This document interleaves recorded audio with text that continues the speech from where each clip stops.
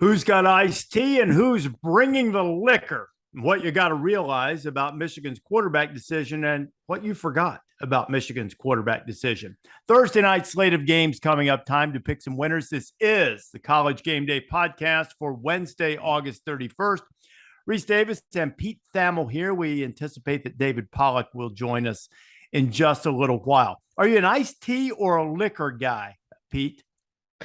Well, I'm going to be honest. I like both. Together? You know, it is not something I generally have together. I drink a very healthy amount of unsweetened iced tea. I didn't really start drinking coffee till the pandemic, which meant I, got in my 40s basically without drinking coffee, which is antithetical to print journalism, stereotypes, which is my background. But I do, a big old Starbucks unsweetened iced tea is good. And I've also been known to drink a big old Tito's and soda. So, yeah, well, I don't discriminate. If you don't know exactly what you're talking about, then why aren't you monitoring every college football press conference the way we do? Arkansas' Sam Pittman was explaining the approach of how you decipher personnel when you don't know exactly who's going to be in the game and how quickly you have to make these decisions. You don't know exactly what they're going to do, but I think we've got enough defense in that we can attack whatever we see. I think the first couple series are going to be really important to figure out kind of, what they're bringing to the party. Some guys bring iced tea and some guys bring liquor, and you just got to figure out what they're bringing. I mean, go into 2-minute offense. You'll figure out what kind of party you're going to on the first play. They come after you. You're going home. Okay, this is what kind of party it's going to be. Or they'll drop 8 and you got to dink and dunk and get down in there. So the first 2 series on both sides of the ball will be a big, big thing on Saturday, in my opinion, and how fast our coaches make adjustments and how fast theirs does. I think can't wait till half. The game's halfway over at that point. So we got to really get good communication up front or up top and see what we need to see to figure all this stuff out. So Sam is talking about scouting Cincinnati and figuring out who's going to bring it and who's going to get wild and who's going to kind of sit back and just sip and wait. So what do you think he's going to get? Is he going to get is he going to get some hard liquor from Cincinnati, or is he going to get the nice sweet iced tea? Do you think Evan Prater and Ben Bryant, who are the 2 quarterbacks dueling for the Cincinnati job, sat around the locker room yesterday and said, "No, I'm the hard liquor. That's right. I'm the hard liquor. You're the iced tea. All right. I'm the hard liquor." Ben Bryant is he's going to be one of the guys. I don't know. The other guys should listen to our podcast. I don't know if they do, meaning, Herb Street and Desmond, David, coach, but we're going to do a thing about where did he land? Basically, the various quarterbacks. Ben Bryant has to be on that list, having started at Cincinnati, gone to Eastern Michigan, back at Cincinnati. Perhaps we'll be playing against Arkansas. Hunter Johnson's in that boat too, back at Clemson now, though he's not in the mix to play. What do you think? What do you think about that game, Cincinnati and Arkansas? I think it's one because of the attention in the game where College Game Day will be at Ohio State, Notre Dame, and Ohio State, Oregon and Georgia, even Utah and Florida. That matchup of 2 ranked teams is flying under the radar just a little bit. And Arkansas has got a really difficult schedule. It could be another opportunity for Cincinnati to show that it wasn't just, one great season, that they have a program that can sustain and go and win a game on the road like that. Well, certainly I'm fired up to be at our game day game, right? It's going to be an unbelievable game, Notre Dame, Ohio State. Atmosphere will be through the roof. I actually think that Cincinnati, Arkansas, and Florida, Utah are better games, meaning like those have a better chance to, with 3 minutes left in the fourth quarter, a quarterback's under center with 80 yards to go or 50 yards to go to kick a field goal to tie or win. Like, I think both of those games loom as that. So I'm really curious to see how Cincinnati reloads. I was lucky enough last year, Rece, to spend a week with the Bearcats. I embedded for a story for Yahoo, and got there the Sunday after Oregon, Ohio State, drove down, and then spent the week with them before they went and played Indiana, which of course they were down 14-0 and had 5 false starts on their first 4 possessions, which were all 3 and out. And I was like, this might have been the biggest waste of time that I've ever had. Then they went on and beat Indiana, but I'll never forget that feeling, because I was like, this is what it's like to gamble on games, except I gambled with my time. So long story short, I've been able to see the Bearcats up close and kind of had a front row seat to that magical season last year with Desmond Ridder, and would they have 9 guys drafted? Something like that. I mean, it was a talented group. And I swung through there in the spring on the way to the combine. Indy's really only 2 hours from Cincinnati. So I flew to Cincinnati, drove over, and you could tell from Luke Fickell, who I've known for a long time, that there was an edge there. There was like, everybody thinks they're going to forget about us. And this is really, like, as a coach, he was like, this is the true test of the program and what we built now going into year 6. This is where we are. So I think Cincinnati is going to be going to really go in there. Let's put it this way. They're going to show a heck of a lot better than Texas did there last season. Some intel from the ground in Cincinnati this week. I was on Chad Brendel's radio show there, who's a longtime Bearcat reporter this week, and made a few calls to Cincy today, actually. And so they have Deshaun Pace is probably their most decorated defensive player and their best NFL prospect. He's a junior linebacker. He's kind of like a ball hawk turnover guy. And but is he the best player in his family on defense? Well, that's what I was just going to say. His brother came in after getting 125 tackles from Miami of Ohio. And Brady Collins, their excellent strength coach, who gets a lot of credit for developing all these 3-stars into draft picks, got his hands on Ivan Pace, and Ivan Pace has been a dynamo so far. He is the buzz guy of camp at Cincinnati this year. So I'll be really curious. They got a loaded linebacker group. Luke felt best about their defensive line because they have a decent amount of returning starters. So there's a feeling there, and they obviously have some situations in the secondary they have to rectify with a bunch of guys drafted and no sauce. But they really feel like that front 7 can go toe to toe with anybody. So I'm excited to see that, because that's going to be a really fascinating game. Who do you like there, Rece? Well, we don't pick it, but just generally, what's your feel? My feel is Arkansas, because it's so difficult to play there. But the one thing I like about Cincinnati's chances is that they have experience on the offensive line. Now, if the quarterback doesn't get it done, and they're replacing some skill guys for sure, with Alec Pierce and the like being gone, Jerome Ford, but they have guys in the trenches that should be able to keep them from getting rattled. And Pace was the Mid-American Conference Defensive Player of the Year that you mentioned. So they've got guys that can make disruptive plays. I lean Arkansas right now, but I'm not totally sold on it. What is the spread on that game? That's a good question. I'm gonna look right now. Somebody should look that up for me. Taylor, you should have those questions ready when I ask that type of question. Taylor, you should be able to read Reese's mind. It's Arkansas by a touchdown. So I would tell you that right now I'm inclined to take the Bearcats in the points. Yeah, I'm the same. And after getting a few text messages on Saturday, appreciative of nudging a few folks to maybe take Northwestern on the money line at 13-point dogs. I don't think a Cincinnati win is completely out of the question. Nor do I. What the weather is like, right? That could be, depth could be an issue going into Fayetteville if it's 110 there. So that's something to keep an eye on. Cincinnati's defense, you have to remember that Luke Fickell and Marcus Freeman really built was designed to stop UCF. So they got torched by UCF very early in their tenure. And they basically blew up what they did defensively. And Luke blew up what he did defensively when he was the national title play caller at Ohio State.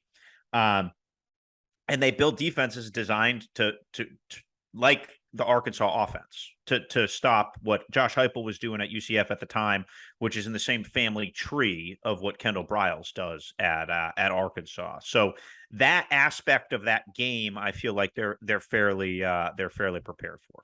But the one thing I would caution in that regard is that last year in the playoff, Alabama didn't really have to throw. They just ran over them. And Arkansas led the SEC in rushing last year. They've got a quarterback who adds another dimension to their running game. Mm-hmm. They were, I think they were like a 200 team, meaning averaging 200 yards rushing and 200 yards passing for the first time since 1971. And they too have some guys coming back on the offensive line. Mm-hmm. So that will tell the tale to me, is even though with the Kendall Briles offense, can they just run over people? Can they just run over Cincinnati in a similar fashion to what Alabama did in the playoff and just sort of control the game by running the ball? Now, the flip side of it will be that there's not going to be Will Anderson and Dallas Turner, chasing Desmond Ridder as there was in the playoff. But when Arkansas has the ball, I'll be really interested to see if Cincinnati can stand in there, even with the Pace brothers, and stop them from running. And if they can't, it'll be a long day. Also be interesting to see, and we're going to get to Thursday, but I mean, I'm trying to eliminate that from my vocabulary. It's interesting to see. That's like such a crutch. What if the SEC, two middle of the pack SEC teams, maybe Arkansas, an upper middle class SEC team, what if two SEC teams lose home games to other big time opponents, being Utah and soon to be quote unquote Power 5 in Cincinnati? I mean, that's perfectly reasonable. Yeah. Without giving away our picks pod, I think Utah has a really good chance to go there. And I don't think they have a really good chance. I think they should win, and it'll be a significant disappointment if they don't. Yeah. Well, it would certainly shake up what that 4 spot looks like. Like I think one of the defining themes of this season is people are seeking that 4th team. Now, I'm not quite sold on Georgia as the 3rd team, as we've talked about a little bit here, but who that kind of outlier team becomes? Does Clemson reemerge? Is there anybody on the West Coast? I'm skeptical of USC still, and still I see a little more empirical evidence. Is someone from the Big 12 ready to really stake a claim on it? Be it your Kansas State Wildcats, Rece, be it Baylor, be it Desmond's Baylor Bears.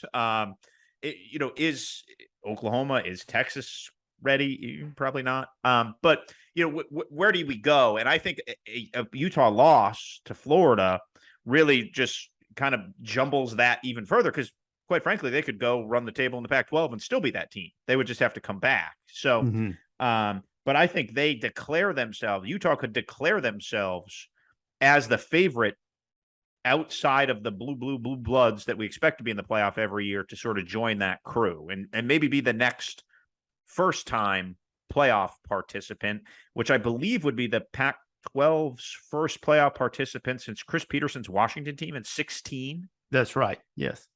Yeah. And just the only ones they had Oregon the first year, and then Washington in 2016. I don't have any doubt about Georgia being the 3rd team because of this. Who's going to beat them? Yeah. And I understand what they lost. And even if they take a step back, I'm not sure anyone's capable of beating them. It would be in the regular season. I mean, it would be a better opportunity if they had to go to Knoxville. Now there's a tricky game in Starkville.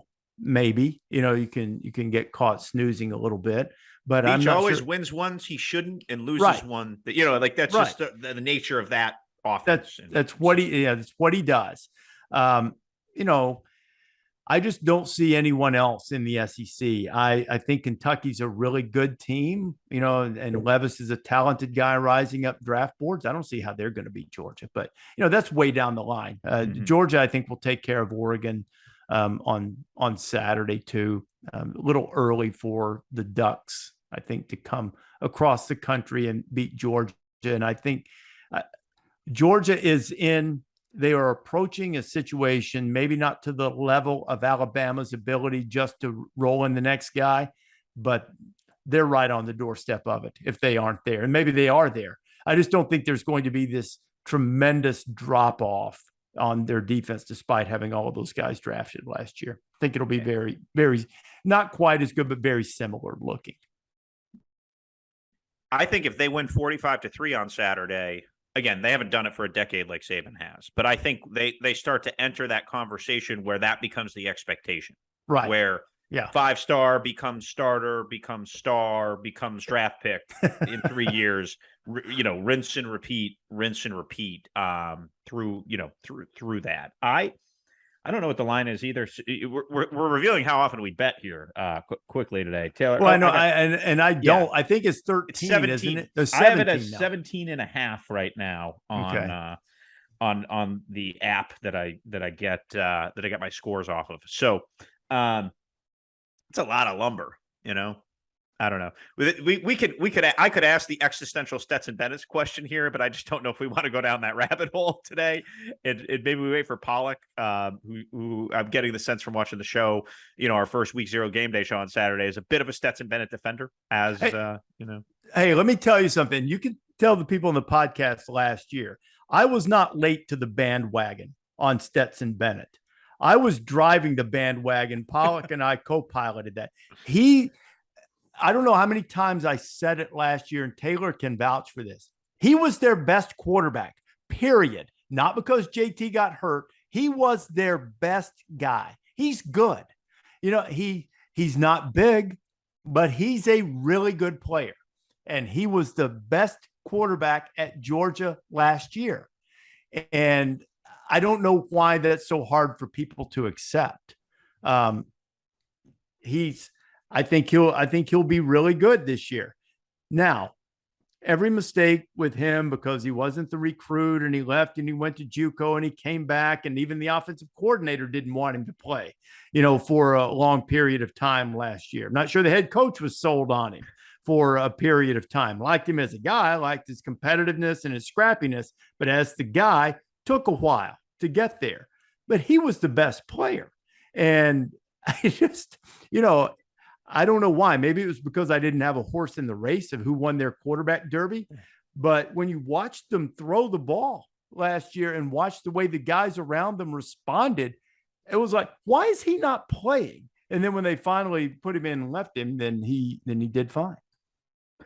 Yeah, he's fourth in the nation in QBR. I agree with all that. I will be curious with 17 guys gone. And but you do have to admit, for everything you just said, I agree with. There are some limitations. Yes. There are some limitations. So I said, I didn't say it was better than Bryce Young or CJ Stroud. I said he was the best guy at Georgia. Yes. And so with some of the built-in programmatic advantages negated, and again, he didn't have great receivers. That was one thing that was clear. How many times did they target Brock Bowers in that SEC title game? It felt like he got like 26 targets because some of it is they just don't. Now they have the best tight end tandem.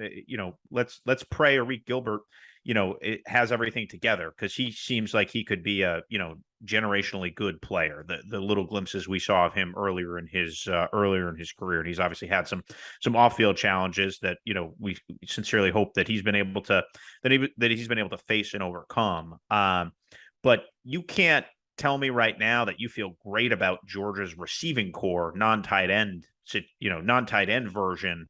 You can't stand on the table and say that's an elite SEC group.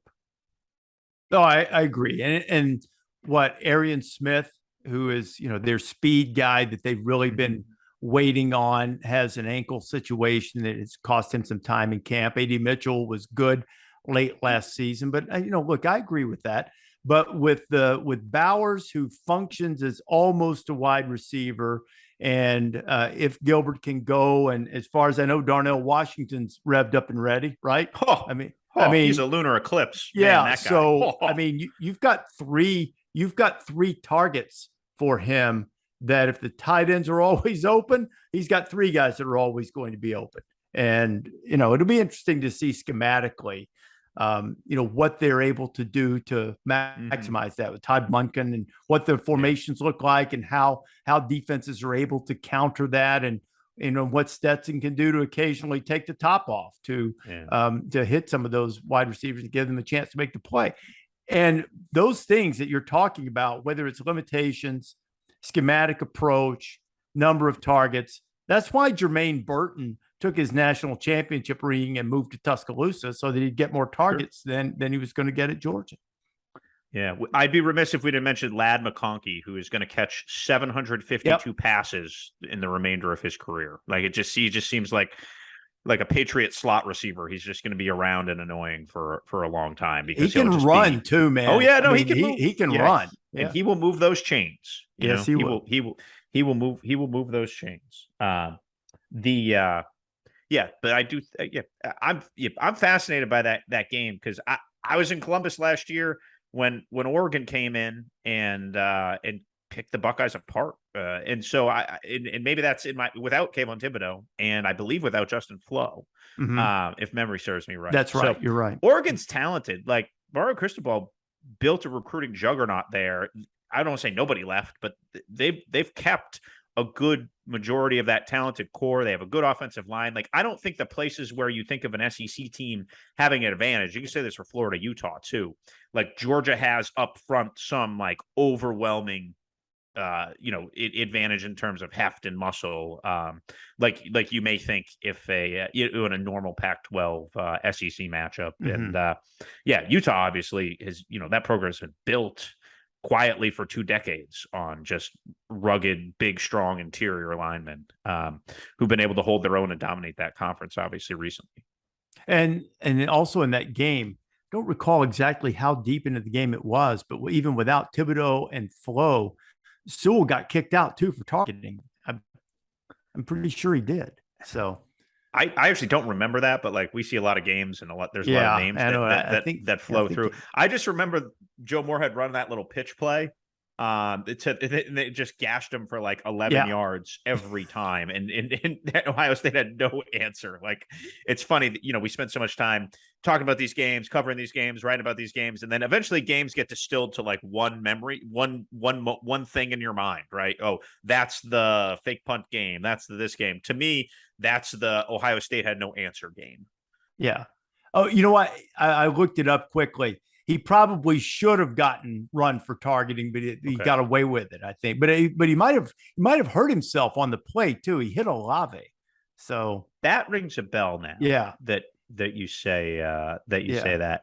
All that said, for as poorly as Ohio State played, they had a pretty good chance to go over the top and tie the game late. Maybe they had 2 chances in the fourth quarter to go tie the game late. I think somebody dropped a kind of a go route on the outside. If memory serves me right. They would like to not have that happen Saturday against Notre Dame.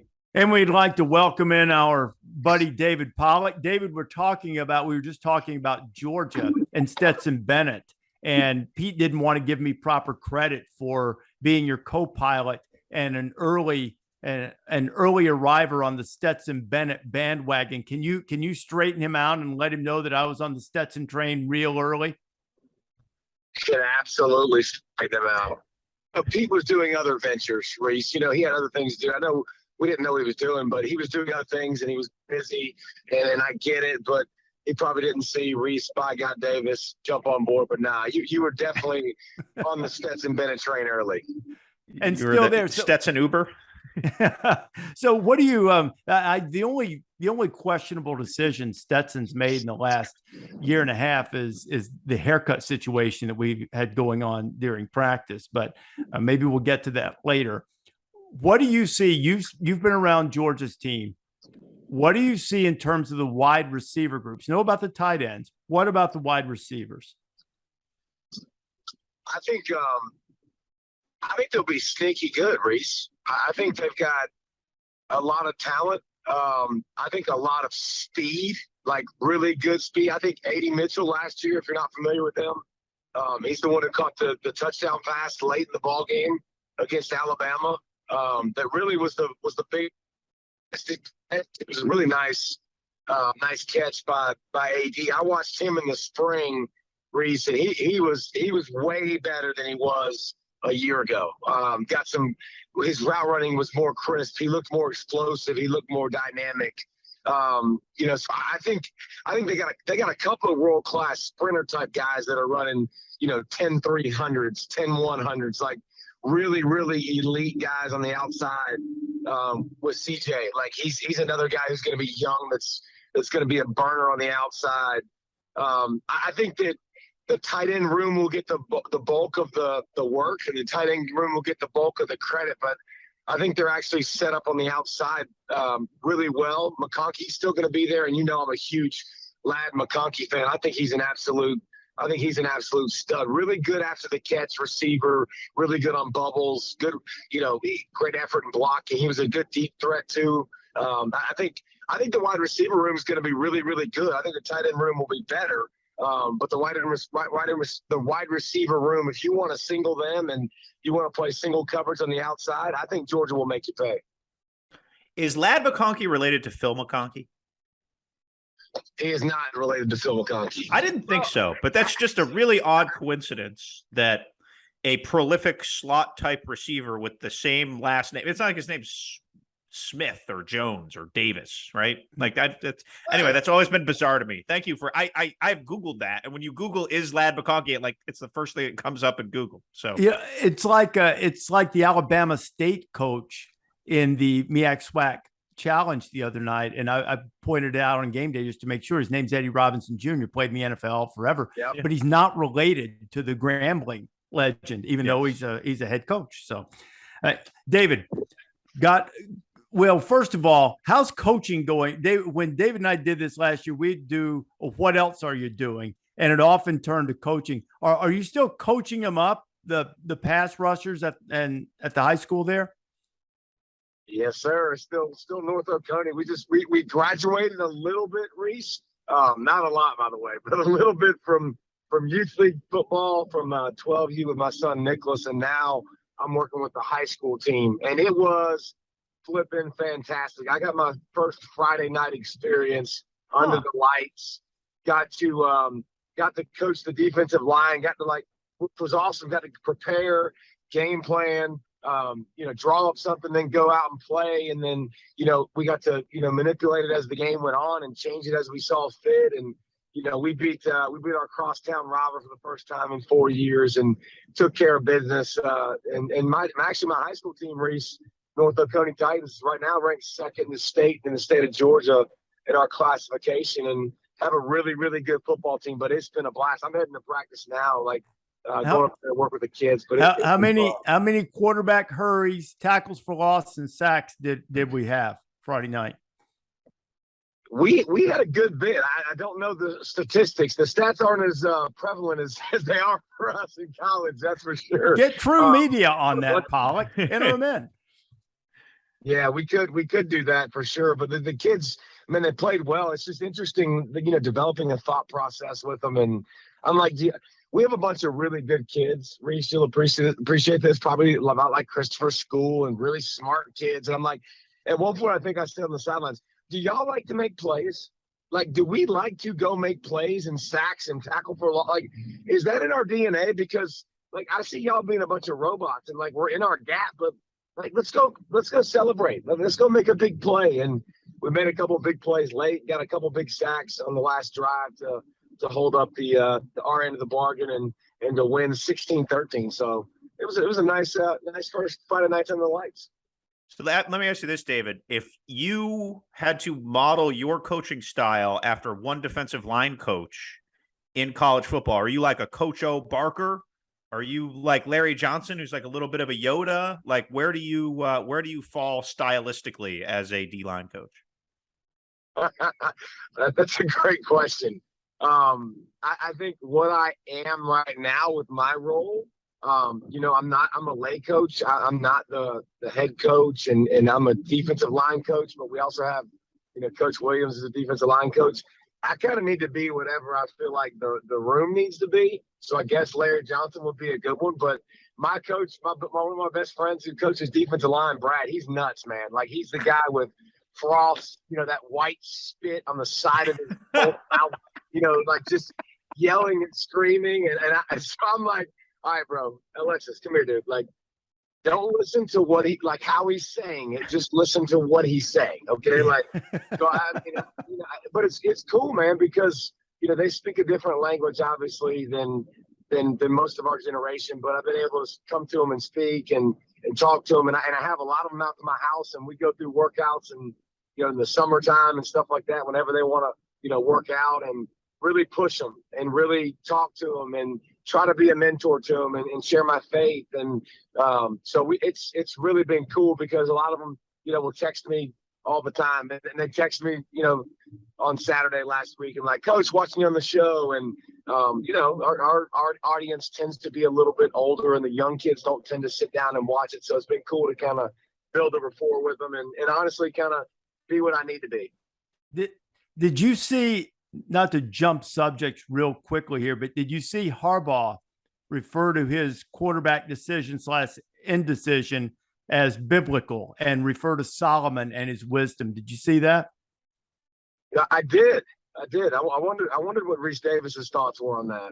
Well, here's what it is. What you got to realize is, first of all, Solomon knew not to split that baby, right? That's the first thing.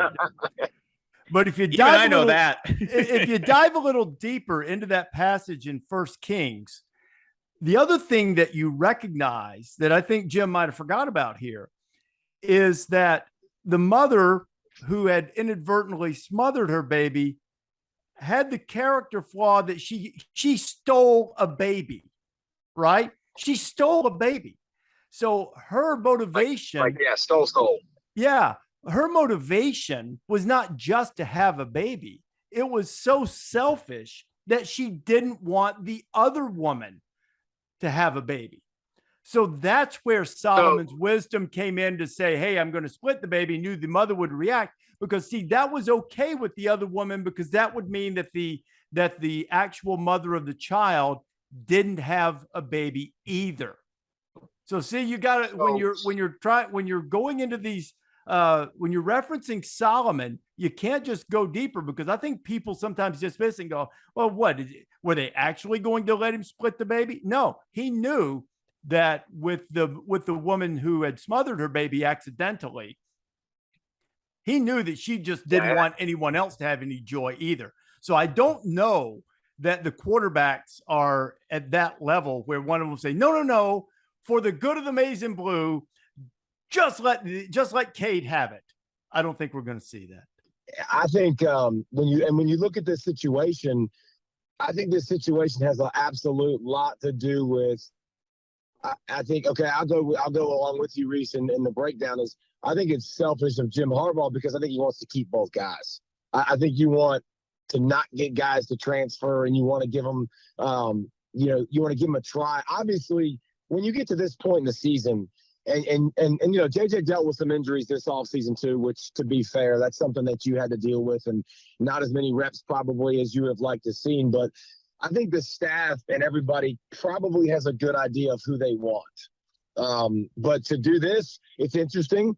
Maybe it works, dude. Maybe this is something that absolutely comes out and works. I don't know that I've ever seen it. That doesn't mean it isn't going to work real well. But I think that I bet you people in Michigan, and I bet you the team, I bet you somebody believes there's a starter, and whoever that they've earned it. But Harbaugh obviously dragging it out a little bit longer, and maybe wants to see the on-field reps, and maybe that will sway it a little bit in a different direction. I do want to hasten to point out, Pete, that I'm not saying it won't work. I'm just saying that you have to fully think out the logic.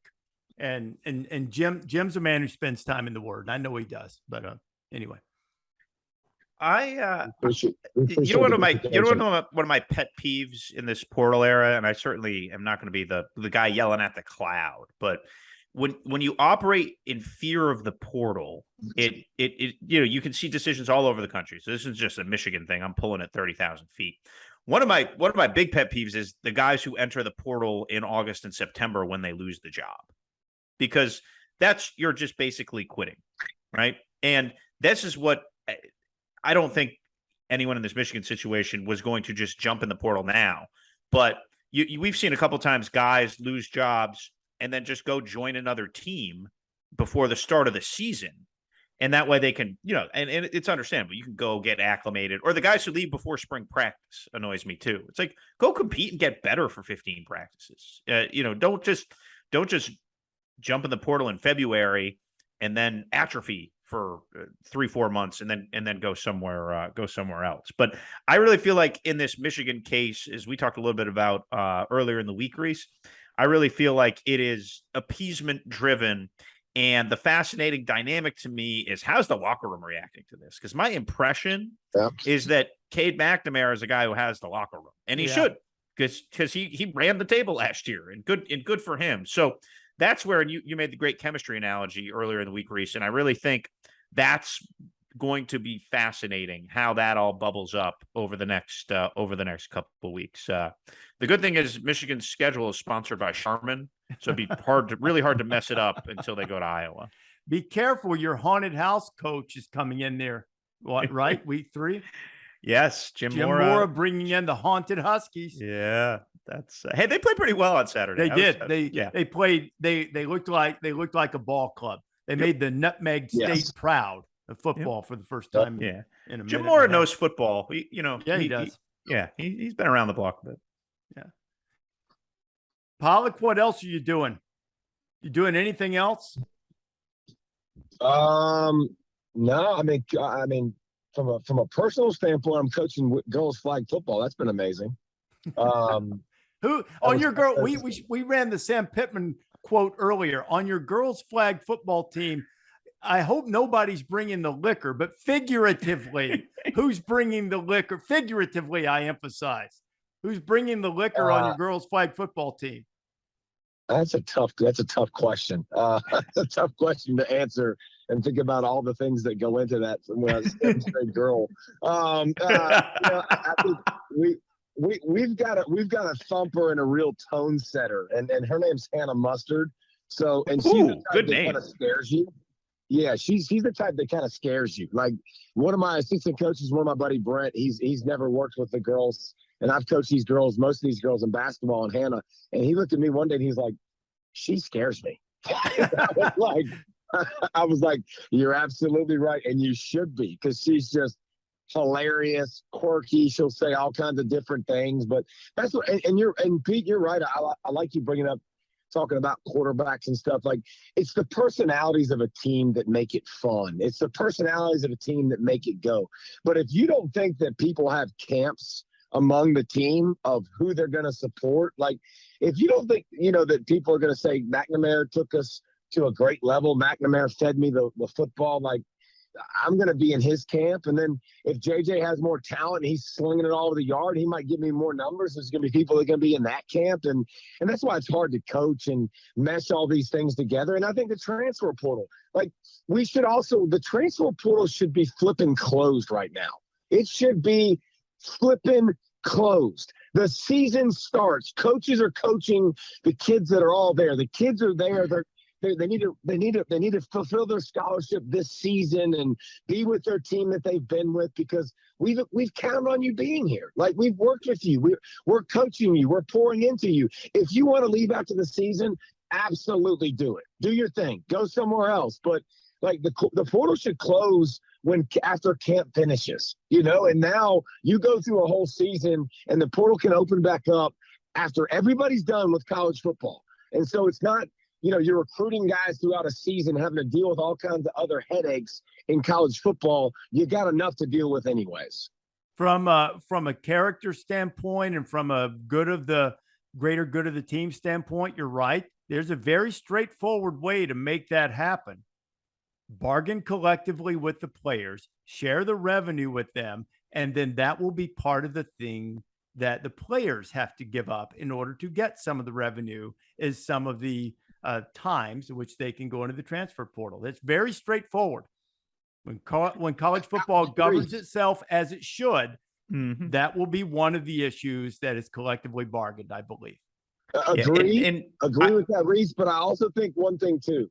I also think this is best for the players, because I was 45 minutes down the road. 45 minutes. So I'm not a long way from home. I was homesick. I wanted to come home. I was 45 minutes. Thank God I had a coach that was like, listen, dude, just get used to what you're doing. Get used to your surroundings. Get used to your coaches. Get used to class. Get used to all this stuff. And then we'll talk again after the season goes through. Like, part of growing up and getting out of your comfort zone is experiencing new things. A lot of times it's not fun.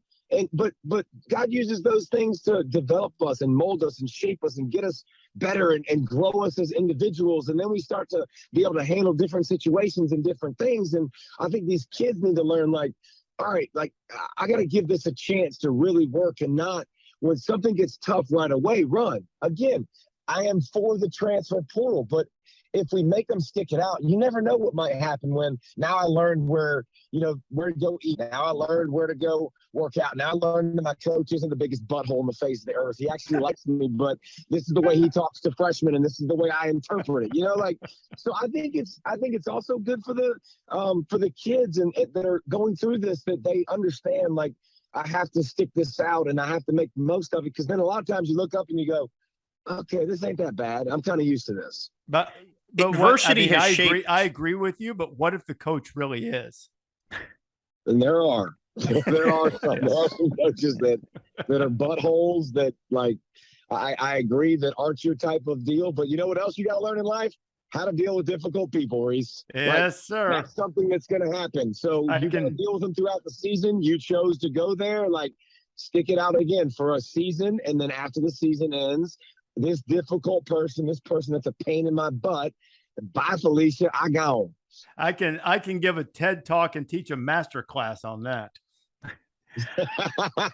Dealing with me, yeah, I know. I didn't say that. You're fairly easy.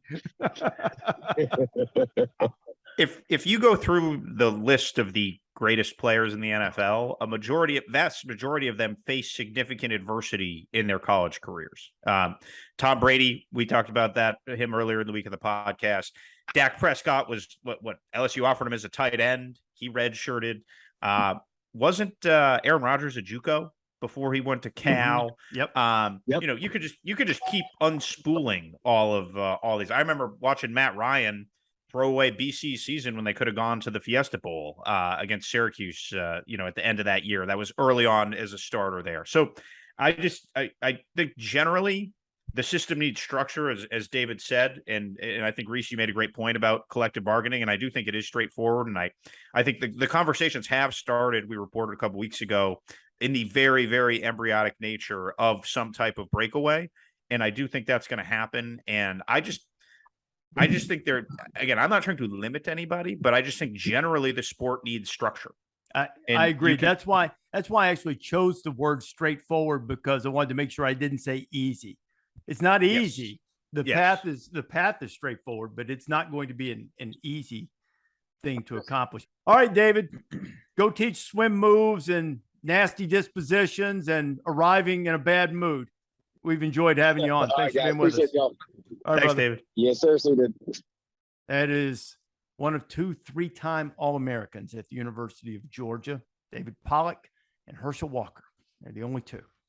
Let's pick some games. I don't know how we digressed onto the road of collective bargaining and transfer portal. Let's pick some games. That's good off-season pod. We're in season. We're in season. But although now that Pollack's gone, Pete, and you know who I'm going to put up. I told you earlier we're going to have a segment on the transfer quarterbacks. Yeah. You know who I'm going to put up there? Jarrett Dagey. Oh my God. Whew. He's had a wild ride. He has. And now second on the depth chart at Troy as they get ready to play Ole Miss. Wow. Who just left Western the other day? Did someone else? Because he did. Yes. Did he end up at Troy? Yeah. He left there and now he's at Troy and was second on the depth chart, according to the depth chart I saw this morning. How about that? There are some guys who've taken tours, man. They've taken tours. Who was the quarterback? I'm gonna. It'll come to me. There was somebody who I just didn't think was around anymore, all of a sudden just appeared on, appeared at Memphis or somewhere like that. Yeah, it is remarkable because you get to know these guys like when they're juniors in high school. So this is like 8 years of them being in your consciousness. They, with these COVID years, that's just an unbelievable amount of time. Yeah, and a couple of them playing and that have been around for a while and have been in the consciousness playing in the backyard brawl. I don't know if we're going to start picks there. Let's pick some games for Thursday night. Do it against the spread. We had a couple of, I don't really know what my record was from last weekend. We'll get to that when Bill Connolly joins us on the Friday podcast to pick Saturday's games. Sort of middle of the road. I know that it didn't work out taking Hawaii in points, that's for sure. But you had a good first. I took away too. The first 7 minutes were pretty great. Yeah, I know it. I was feeling good about life for a little while, and then the doors got loose. Taylor, run the games and the spreads by us, and Pete and I will pick Thursday night. We're ready for a full slate of Thursday night football. Let's do the backyard brawl first. The Pittsburgh Panthers are a 7.5-point favorite over the West Virginia Mountaineers. That line has moved a little bit. It was 7, I think, as recently as yesterday. That would be Tuesday in this case. So 7.5 Pittsburgh Panthers favorite at home. Who's first? You go first, Rece. Okay. I'm going to lay him and laugh. I think Pittsburgh's defensive line will get after JT Daniels. I think that you're going to see an emerging star at wide receiver in Mumpfield, who has transferred in from Akron to go to Pittsburgh. I think Slovis will be pretty good, but the defense mostly will harass JT Daniels and the Mountaineer offense and send them back down the country roads with a more than 7.5-point loss. I'll take the Panthers. I'm with you, Rece. I really feel like I believe Pitt has one of the 3 most offensive line returning starts in the country. Carter Warren, their left tackle, is probably the best NFL prospect on their roster, along with the immortal Habakkuk Baldonado, Rome native, the defensive end.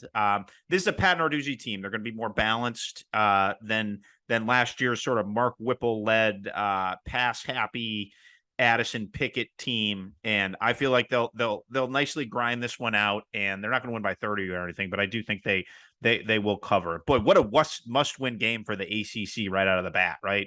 Your defending champion can't lose at home to a middle-of-the-road Big 12 team, and that might be insulting the middle of the road. Our researcher, the great Marissa Downing, said that awesome. one of the ticket brokers says that West Virginia has just about taken over the place formerly known as Heinz Field. It's going to be like 70%. Could that be true? That 70% of the crowd will be West Virginia fans? Ooh. That would be awesome because, like we talked about on Monday, that would increase the hatred. And rivalries are good. Local geography is good. People giving each other dirty looks at the water cooler on Friday when they're hungover is good. Bar bets, lunch bets, all that stuff, mixed marriages in the 4-1-2 and South. I'm here for all of it. And I hope there's a West Virginia takeover. Like it would be, look, Neil Brown, his job isn't in any danger because his buyout $16 million, but like people are waiting. They're waiting for it to start. And if you're a West Virginia fan, I just think, patience is starting to wear thin. This would be a tenure turning game for him. Haven't played in 11 years. This one's gonna stick around a little while. What else you got, Taylor? Pete goes first. Next one. All right, for this one, we have the Purdue Boilermakers, a 3.5-point dog. I'm looking at this upside down now. I'm sorry about that. Penn State is a 3.5-point favorite on the road against Purdue. Pete, what do you say? A salty little game here, and Vegas is good at their job because I don't have a ton of conviction. I think Purdue can win the game. I think the atmosphere it's not quite sold out. I was told yesterday, but it's pretty well juiced up there. Aiden O'Connell and the 2 Iowa transfers at receiver. My favorite part of this matchup, Rece, is you have probably the biggest gunslinging play caller offensive coach in Jeff Brom going up against probably the biggest gunslinger defensive play caller in Manny Diaz. So there are going to be turnovers. There are going to be defensive touchdowns. There are also going to be giant busts because of the risks that are taken. So that said, I am going to take Penn State to win and cover. I feel like with Sean Clifford back, with an improved offensive line, with some of the talent they have at receiver, and then the young tailbacks and how they're used, I just think they are pound for pound, talent-wise, much better, and they will be able to overcome what should be a raucous environment at Rece Stadium. When in doubt, pick the team with more talent. 2 top 5 wins last year. And as you mentioned, with the high risk, high reward, somebody's band is going to be playing often. And I think that big giant drum is going to be beat on just a little bit more. I'll not only take the points, I'll take Purdue to win the game at home Thursday night opener outright. I'll take Boiler up. All right. That is a bold pick that I completely respect. And I look forward to texting you and teasing you when you're wrong. You have my number. Just know that texts go both ways. And I'm wrong quite a bit. So so am I. All we have to do is look at the record last week for sure. Taylor, what do you got? Let's do one more. This is the only other spread that is under 20 points for Thursday night. That is the Missouri Tigers at home, a 19.5-point favorite over the Louisiana Tech Bulldogs. Rece, what do you think? That's a lot of points to lay. I know some are higher on Missouri than I am right now. That they're going with Brady Cook at quarterback. I think they've got, I think Pete talked about on the podcast earlier this week with the freshman 5-star receiver, Luther Burden. Certainly all excited about seeing him. That's too many points. Debut at Louisiana Tech. We talked about their quarterback, I believe Matthew Downing, who comes over from TCU. And Pete pointed out really good offense to play in if you just want to sling it around. So I think they'll score. I think Missouri wins the game, but it's too many points. So I'll take the points, but expect Missouri to win the game.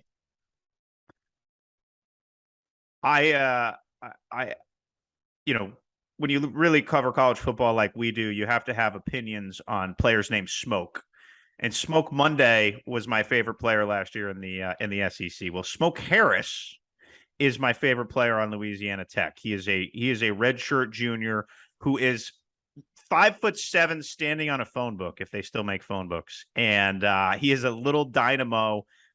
He and Trey Harris, the other star receiver at Louisiana Tech, are going to catch a ton of balls, and they were going to go through a Missouri defense that I am not quite sold after watching them just get gashed last year over and over and over, especially up front. So Louisiana Tech's going to score some points. I don't think Missouri is going to lose this game, but you're not going to start Smoke Harris with 19.5 points and have him lose the game. So I will take Louisiana Tech, Sonny Cumbie's debut, and they're gonna come in, ready to unload on at Old Ferret Field. So I'm excited for that game. I think that could be a close game. I think it may be a close game. Taking over for my man Skip Holtz is Sonny Cumbie, and they had, it wasn't quite Frostian bad luck, but Louisiana Tech had a lot of unfortunate things happen over the last couple of years that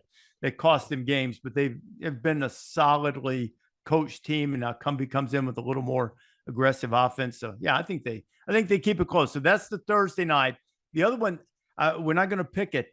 I'm not sure I'm quite convinced on Oklahoma State early in the season laying that many points, even if it is a semi-revenge game from 6 years ago against Central Michigan. That's like 3 touchdowns. If you want a little bonus. They are slow starters. Yeah. I think you're hinting at that. That's exactly what I'm hinting at. Is they get out of the gate slowly and improve as the season goes along historically. So Pete, that was fun, man. We'll do it again on Friday and really lay into some big time games with Bill Connolly joining us and see how we do against the spread and get ready to get the very latest from you on quarterback decisions and various news and nuggets. So travel safely, my friend. Look forward to seeing you in Columbus. Thanks. Look forward to seeing you, Rece. Appreciate it. Thanks for watching ESPN on YouTube. For live streaming sports and premium content, subscribe to ESPN+.